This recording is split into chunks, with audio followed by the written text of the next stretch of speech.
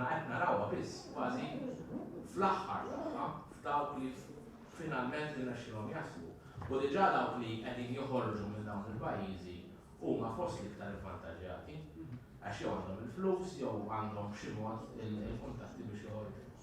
Karl, inti għamilt referenza żgħira għal dan il-punt, imma bħala kittib pereżempju timmaġina lilek innifsek tikteb dwar din l-istorja tikteb l-istejjer ta' dawn in-nies li tiltaqa' magħhom. Ovvjament mhux fis-sens ta' tikteb artiklu li fejn tipprova tispjega kif qed tagħmel issa perspettivi, imma tipprova tirrakkonta l-istorja minkejja li issa li kemm li tħossi li dawn l-istejjer ma ċarkux ma jbidlux il-fermiet tan-nies. Naħseb u l-ġrali l-istess meta kont ngħix fil-Palestina, naħseb meta tara kriżi fil-każ tiegħi minħabba il-background ġurnalistiku, l-ewwel istint huwa li niddokumenta u li noħroġ fl-immedjat il-fatti u l-istejjer tagħhom bħala xhud ta' dak li qed jiġri. Għalija fl-immedjat huwa li b'xi mod tikkeb xerja dak li qed jiġri b'mod onest u lejali lejn l-istorja. Il-kitba kreattiva tiġi wara. U dik ġrat li kemm pereżempju meta kont Gaza fl-2012 meta l-Iżrael reġa' għal darb'oħra attakkat lill-Palestinjani u d-dinja m'għamlet xejn dwarha, kien hemmhekk kienet il-prijorità assoluta kienet għalija illi niddokumenta, illi nintervista n-nies, illi nħu ritratti, nisbet filmati. Il-proċess illi tipproċessa dak kollu u mbagħad tagħmel tħares iktar lejn l-istampa ikbar ta' aħna fejn aħna bħala bnedmin, bħala umani u fejn huma u x'qed nagħmlu dwarha u x'inhija l-istorja. Dik tiġi fil-każ tiegħi jew titkellem fuq kwistjoni personali, mhux qed ngħid li kull kittieb għandu jagħmel hekk. Imma fil-każ tiegħi tiġi wara u tiġi anke bħala parti kważi bħala parti minn proċess ma nistax nsejjaħlu terapeutiku għax mhuwiex terapija, imma proċess ta' li fih nista' nifhem iktar b'xi mod u ngħix iktar ma' dak li qed jiġri.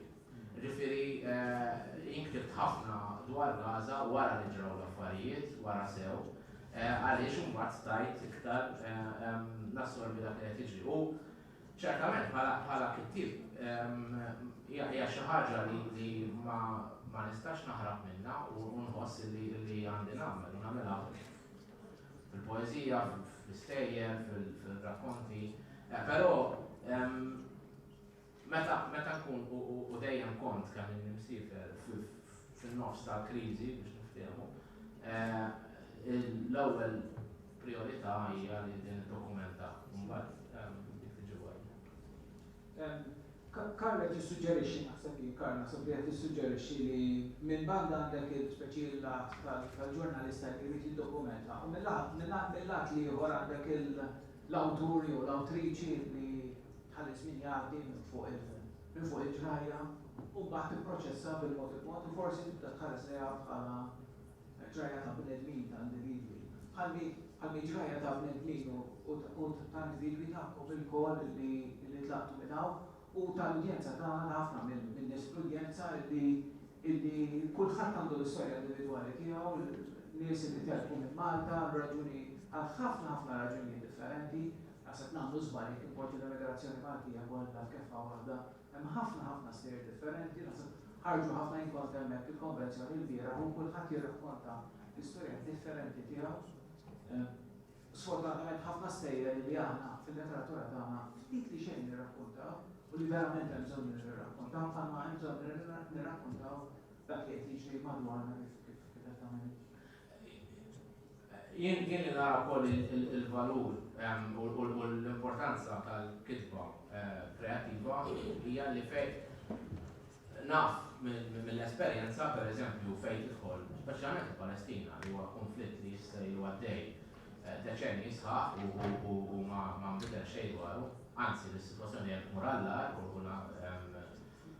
l-gvern Iżraeljan isir dejjem iżjed faxxista milli qatt kien u l-poplu Iżraeljan isir hekk, illi il-fatti fihom infushom, ġifieri il-fatti, in-numri, l-istatistika ma tibdilx in-nies.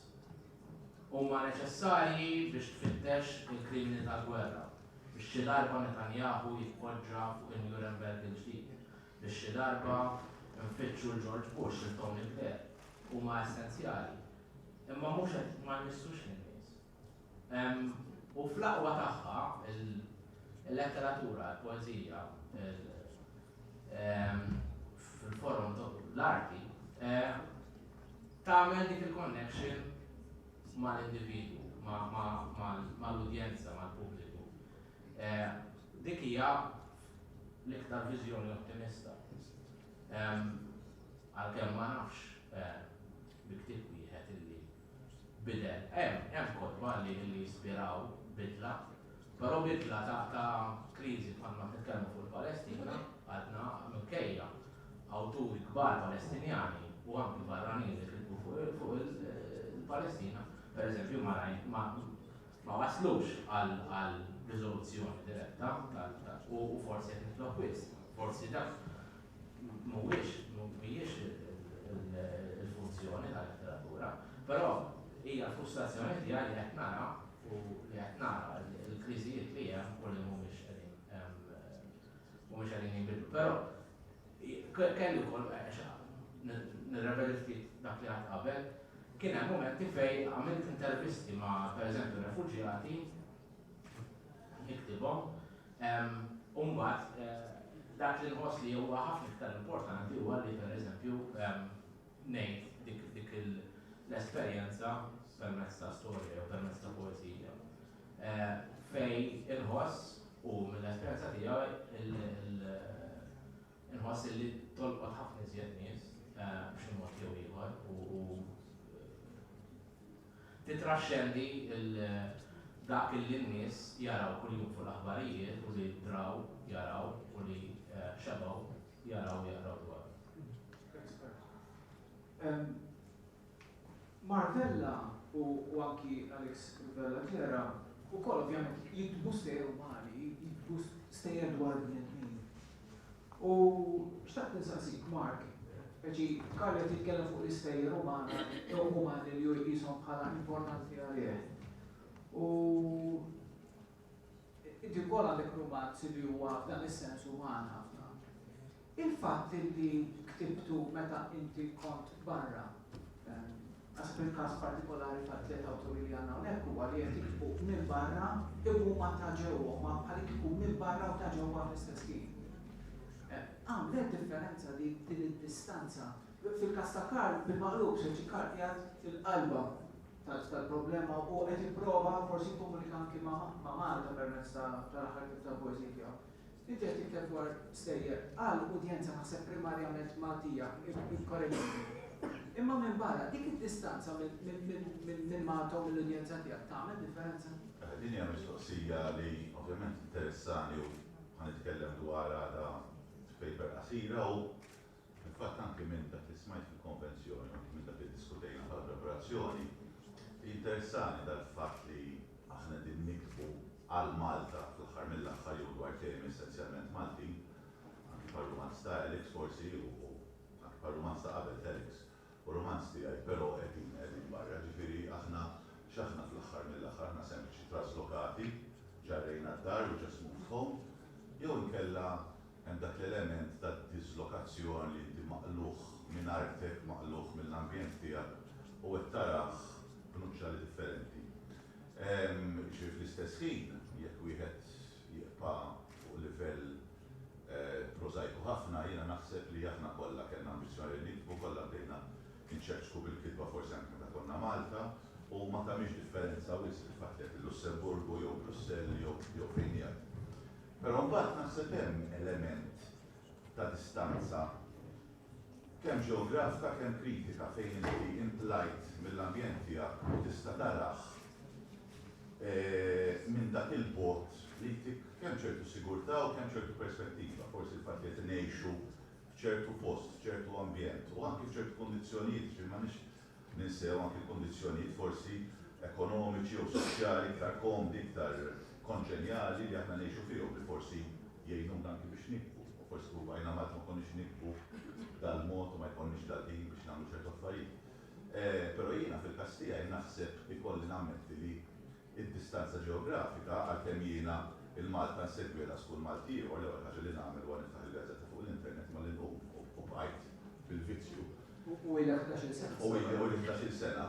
Però l-fatt li mbagħad ktieb li fih għallib biċċa kbira minn ħajti, tkellim dwar l-esperjenzi tal-iskola, tkellim dwar il-politika, tkellim dwar nies ta' veru u nies mhux ta' veru x'niftehmu u anki għallib f'ċertu emozzjonijiet u affarijiet li għaddejt minnhom. Il-fatt li ktibthom minn dik id-distanza nibda ngħid kieku kont Malta u bqajtaw u malli nifers l-alba tad-dar nħabba fiċċi magħhom. Kieku kont se nikteb l-istess ħaġa, mhix hija mistoqsija, ġifieri m'għandix tweġiba għaliha. Ġifieri naħseb id-distanza hija forsi effettwat il-mod kif tibnaħna. Ma nistax nitkellem għal Elix, ovvjament huwa kar, però fil-każ tiegħi dejjem qed naraf li forsi dik id-distanza tatni il-libertà u anke tatni mod differenti kif inħares lejn dar-realtajiet. Alex, Mark semma tliet, almenu tliet aspetti, semma s-sigurtà, il-perspettiva, il-distanza speċi kritika u fl-istessi il-libertà li l-aħħar romanz tiegħek huwa romanz li naħseb u għed nixwek, ebda zikriet li huwa romanzi li għal ċertu interess, probabbilment li nisjajtu li huwa romanz kontroversjali u li jista' għal reazzjonijiet negattivi, speċjalment minn nies li jgħodu politika biktar serjeta forsi minn għandhom bżonn. Jew anki jgħidu l-lingwa Maltija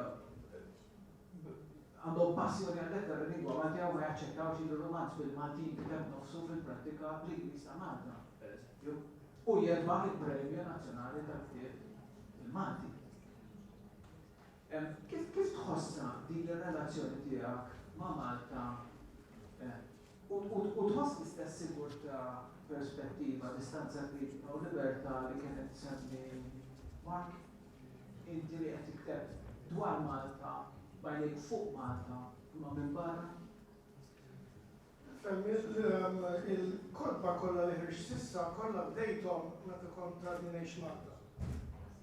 Jiġifieri meta sifirt, il-Lussemburgu u Brussell, bażikament kienet kontinuazzjoni ta' proċess li beda Malta. Imma jekk imur iktar lura, meta mort ngħix Praga snin ilu, 20 sena ilu, kien dak iż-żmien li bdejt nikteb bil-Malti, meta sifirt. Qabel ma kontx nikteb bil-Malti. Kont nikteb bil-Ingliż, bil-Malti bil-kemm konna f'xinu maslu feminin. Ma nafx kif ġibt l-ewwel. U imma meta sifirt u mort ngħix Praga, bdejt inħossni li għandi nuqqas kbir ta' minn fejn jien, minn jien. U għalhekk bdejt nikteb bil-Malti. Ġifieri sens l-eruq kollha tal-kitba tiegħi bil-Malti hija traslokata, jiġifieri huma traslokati l-eruq.